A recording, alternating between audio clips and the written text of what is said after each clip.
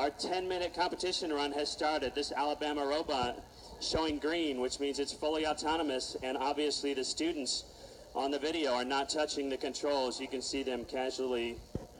So the robot knows it's in the digging area, and it's going to start lowering its bucket ladder digging system and driving forward as it digs.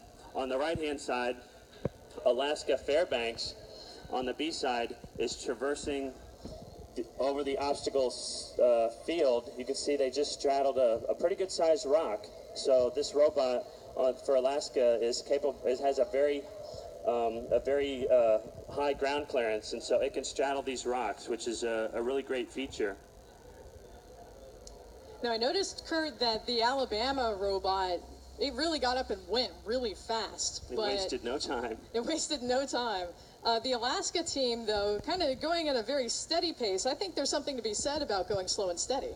Sometimes slow and steady wins the race, but if you have a fast robot that doesn't make any mistakes, that could really give you an edge. So you can see the slot that was left behind by that Alabama robot. So when it comes back, it has to probably not fall into that same area. You can see Alaska on the right digging very furiously, slow and steady, but it can get a lot of regolith.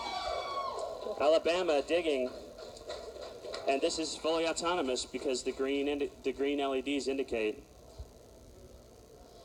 So that's one trip in 1:45.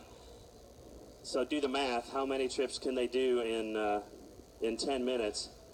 Now we're seeing live data on from the scales, so we can see how much regolith stimulant was just deposited into the hopper, and it is very close to 20 kilograms just from that one run.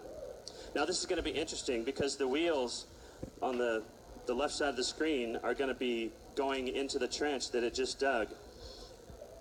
See if this robot can handle that without any problems. Meanwhile, Alaska coming back to dump. Let's see how much Alaska dumps on the scale. The Alabama scale has creeped all the way up to 24 kilograms just from that one run, which is really a lot of regolith. Multiply that by how many runs this robot can do. It's very fast, very agile, and it doesn't have any trouble powering through this regolith. This regolith simulant, it can be very hard to dig in unless your robot is designed in such a way that it can handle the resistive forces that this regolith simulant provides. And Kurt, you were mentioning that the University of Alabama's robot is doing this all fully autonomously? Yes. It's really incredible. You can see the students in the control room right there on the screen. They're just watching and deciding if they need to intervene or not. It went right through a crater. So the obstacle field in the middle includes rocks and craters, and you just saw the Alabama robot go into a crater, and but it powered right through it. It did not get stuck.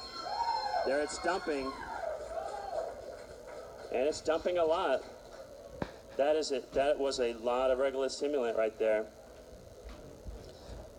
And on the Alaska side, their first deposit of regolith into the hopper was over 14 kilograms. So that is a really good run. Wowzers, Alabama. 147 kilograms on 2 runs. So obviously their second run, they got a lot more regolith stimulant than they did in their first run. Nope. Somebody had their foot on the scale. See, you got to wait for these scales to settle down before we put that up there. This is a really fierce competition.